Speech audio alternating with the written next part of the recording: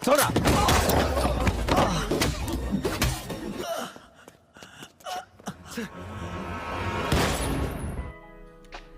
sahabat, Assalamualaikum. Semoga sehat selalu dan senantiasa berbahagia. Terima kasih ya sudah subscribe dan menyimak video-video LK21 Revive.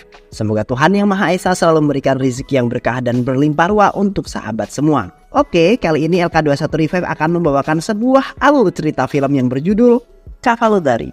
Bagaimana keseruan filmnya? Gak perlu basa-basi lagi, langsung aja ini dia alur ceritanya.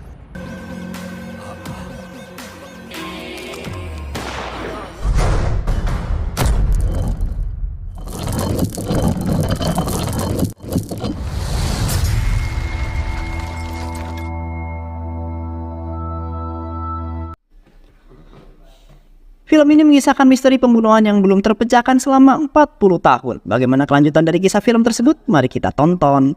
Tokoh-tokoh dalam film Cavallari ialah diantaranya ada Sam. Sam merupakan seorang polisi yang berbudi pekerti dan memiliki rasa keingintahuan yang sangat tinggi. Kemudian ada Kumar. Kumar ialah seorang jurnalis atau seorang reporter di salah satu stasiun televisi. Lalu ada Mutana. Mutana ialah mantan seorang polisi yang menginvestigasi kasus pembunuhan di tahun 1970-an. Syam adalah seorang polisi yang senang menyelesaikan sebuah kasus perkara. Pada suatu ketika, ada 3 tengkorak manusia yang tengah ditemukan di proyek pembangunan jalan, tepatnya di bawah jembatan. Polisi dan tim forensik datang dan langsung melakukan olah tempat kejadian perkara. Namun mereka menganggap kasus ini tidak penting sehingga mereka menutup kasus penemuan tengkorak tersebut. Tetapi Syam masih penasaran dan ia secara bersembunyi-sembunyi menyelidiki kasus penemuan tengkorak tersebut. Pada malam hari ia mendatangi TKP dan di sana ia mendapati ada seorang jurnalis bernama Kumar. Ia marah dan menyuruh pergi si Kumar. Kemudian si Kumar pergi dari TKP tersebut.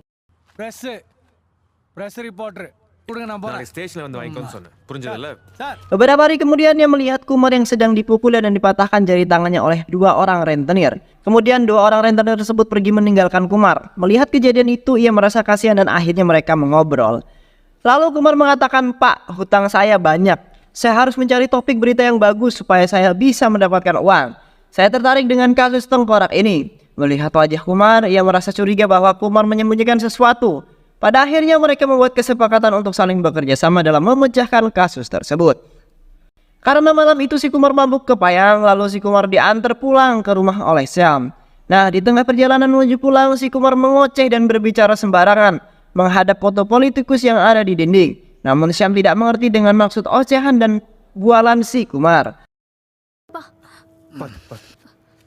Lalu keesokan harinya ia pergi mendatangi dokter forensik. Si dokter mengatakan si korban berjumlah 3 orang dan dilihat dari tulangnya patah.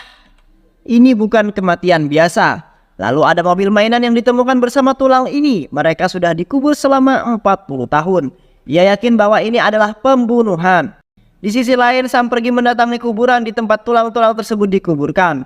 Di sana ia terlihat sedih dan ia terus-menerus memikirkan kasus tersebut. Lalu ia pergi ke penyimpangan gudang berkas kepolisian. Di gudang tersebut ia banyak menemukan kasus-kasus penemuan tengkorak. Ia mencari kesamaan ciri-ciri korban secara signifikan seperti yang telah diungkapkan oleh dokter forensik. Kemudian ia menemukan dokumen yang korban berjumlah 3 orang dengan ciri-ciri yang signifikan yang diungkapkan oleh dokter forensik. Ketiga korban itu adalah Naidu, Lasmi, dan Faide. Naidu adalah seorang kepala departemen arkeologi. Lasmi adalah istri dan Faide adalah anak yang masih berumur kurang lebih 10 tahun. Kemudian di dokumen tersebut juga diperlihatkan sebuah foto Faide yang sedang bermain dengan mobil mainan kesayangannya. Melihat hal itu, Syam memiliki perasaan yang kuat bahwa merekalah 3 tengkorak yang ditemukan itu. Lalu di dalam dokumen tersebut, polisi yang menyelidiki kasus itu bernama Montana.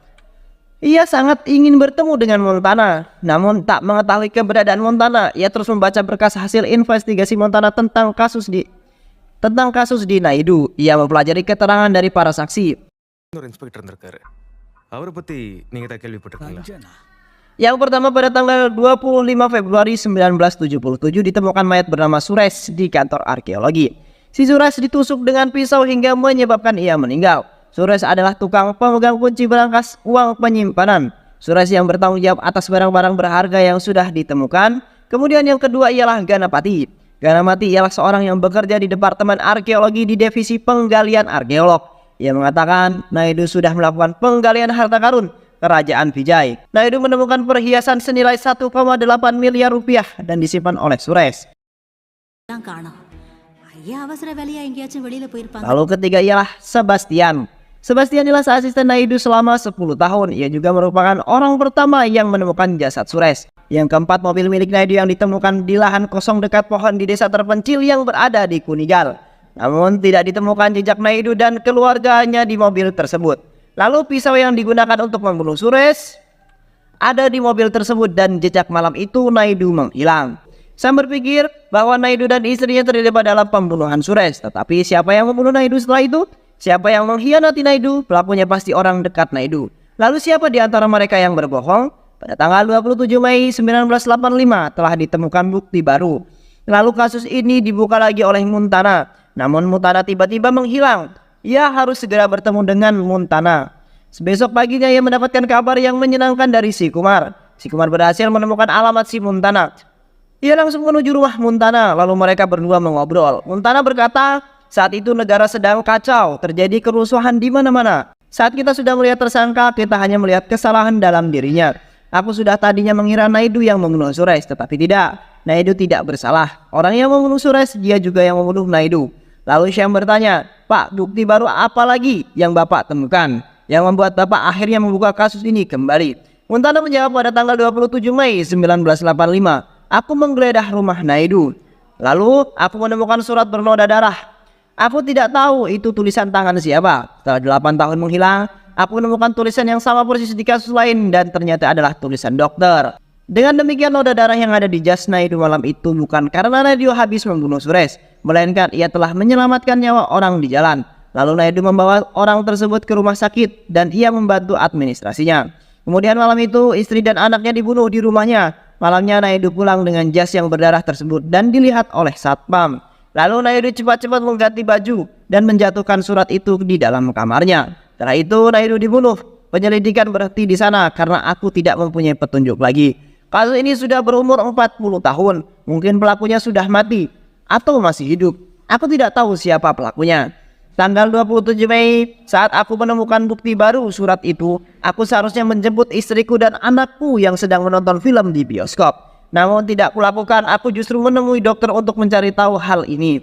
Istri dan anakku tewas dalam kecelakaan. Karena obsesiku pada kasus ini, aku kehilangan keluargaku. Sejak itu aku berhenti menjadi polisi. Kemudian Sam pergi ke rumah Kumar, namun Kumar menghilang karena menghindari rentenir. Ia bertemu dengan anaknya Kumar. Anaknya Kumar mengatakan ayah menemui Maduri karena ayah merasa Maduri ada hubungan dengan kasus Naidu. Lalu Sam kemudian bertemu dengan Maduri. Di rumahnya Maduri, ia tidak sengaja melihat foto Maduri yang memakai kalung perhiasan dari harta karun kerajaan Vijay.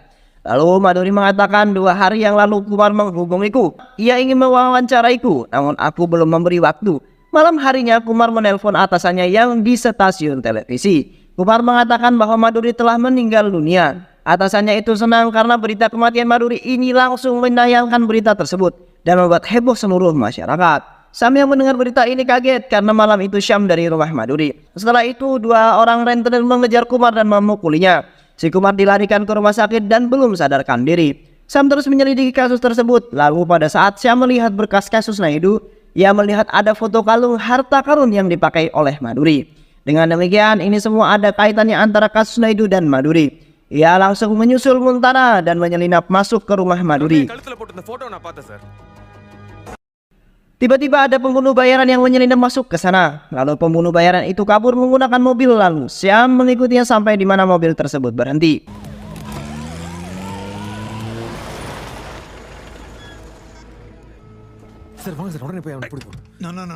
Pembunuh bayaran itu berhenti di sebuah villa yang mewah dan ramai karena ada sebuah acara kampanye.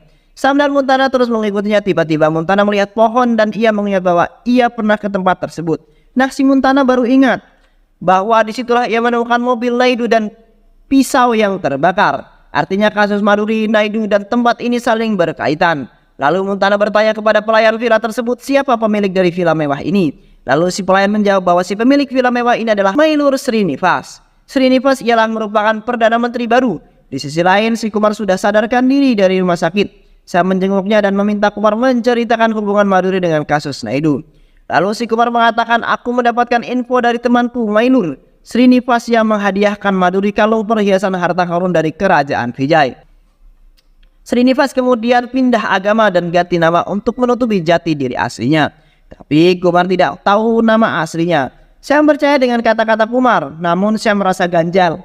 Lalu Syam mengatakan hal ini kepada Montana. Mereka yakin Srinivas terlibat dalam kasus Naidu. Namun siapa sih Srinivas ini? Syam mendatangi rumah Srinivas 40 tahun yang lalu agar mendapat petunjuk siapa sebenarnya Srinivas dan apa hubungan dengan kasus Naidu. Lalu Syam menemukan barang-barang di atas pelafon berupa buku-buku yang berkaitan dengan agama Kristen. Nah, dalam kasus Naidu ada dua orang yang beragama Kristen, Sebastian asistennya dan Fernandes supirnya. Syam menceritakan penemuan buku-buku itu kepada Montana. Lalu Montana langsung mendatangi acara kemenangan Srinivas dan ternyata Mailur Srinivas adalah Fernandes yang dahulu supir Naidu. Srinivas terlihat panik, ia takut ini semua akan terbongkar. Lalu Srinivas menyuruh pembunuh bayaran untuk menangkap Montana. Dan si Montana langsung menelpon Syam dan mengatakan Srinivas adalah Fernandes. Kau harus melindungi Kumar, Kumar sedang dalam bahaya. Lalu Syam langsung membawa Kumar ke tempat yang aman. Lalu pembunuh bayaran itu menangkap Montana. Montana lalu hilang dan disekap di sebuah gudang kosong. Lalu Srinivas datang dan berbicara kepada Montana. Lalu ia mulai bercerita, saat aku menjadi sopir dulu, aku tidak sengaja mendengar Naidu dan Suresh berbicara tentang harta karun perhiasan yang bernilai 1,8 miliar rupiah. Sejak itu aku berencana merampok dan aku menggunakan Bablu untuk menjalankan aksiku. Bablu ialah pemuda baik yang menyayangi Faide. Aku memberi obat tidur kepada Bablu dan menyuruhnya untuk mencampurkan ke dalam makanan keluarga Naidu. Nah, si Bablu ini tidak mengetahui bahwa yang aku berikan itu adalah racun. Malam itu Naidu dan Suresh sudah selesai melakukan rapat. Naidu pulang sendiri, kemudian aku membunuh Suresh di kantor arkeologi. Aku juga merampok semua perhiasan itu. Malam hari istri dan anaknya itu makan makanan yang sudah aku campur dengan racun.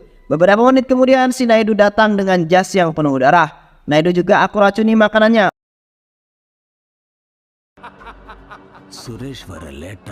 Aku mengubur mereka di kolong jembatan lalu membakar mobil itu beserta pisau itu. Di Kunigai, tempat yang kujadikan villa sekarang. Setelah selesai pembunuhan mereka semua, aku berencana untuk membunuh Bablu. Namun aku memilih untuk membebaskannya. Bablu dan aku akhirnya berpisah. Ia ingin menjadi jurnalis. Nah, barulah di sini terungkap siapa Kumar sebenarnya. Ternyata Kumar adalah Bablu.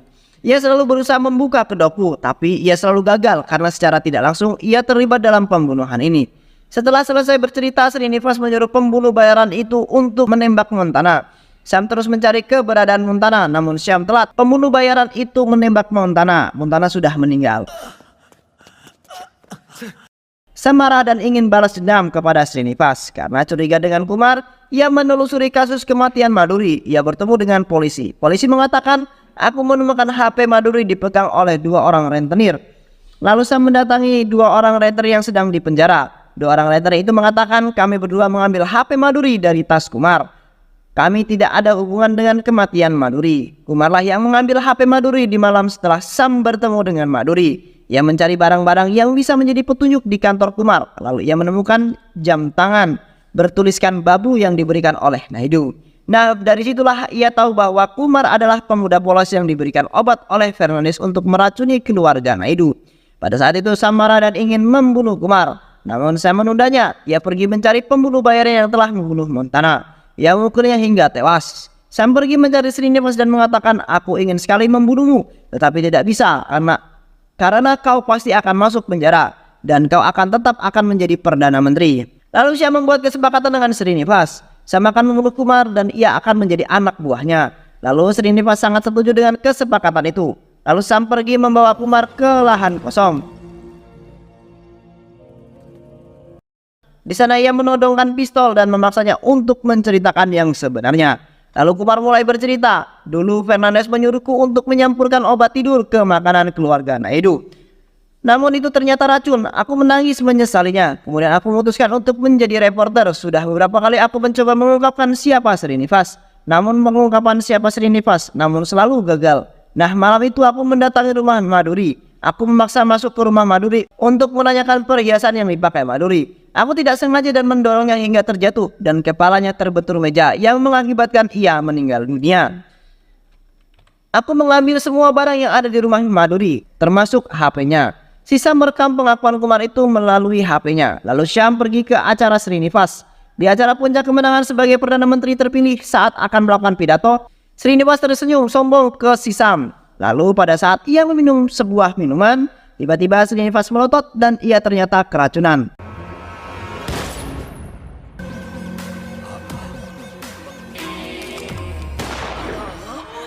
Dan akhirnya Srinivas meninggal dengan sangat tragis. Dan film pun selesai. Baik, itulah tadi alur cerita film dari film Kalafudari. Banyak sekali pelajaran hidup yang kita dapatkan dari film ini ya teman-teman. Semoga teman-teman semua terhibur setelah menyimak alur cerita film ini. Terima kasih sudah menyimak video-video LK2135. Semoga sahabat semua terhibur dan sampai bertemu lagi di video-video berikutnya. Wassalamualaikum warahmatullahi wabarakatuh.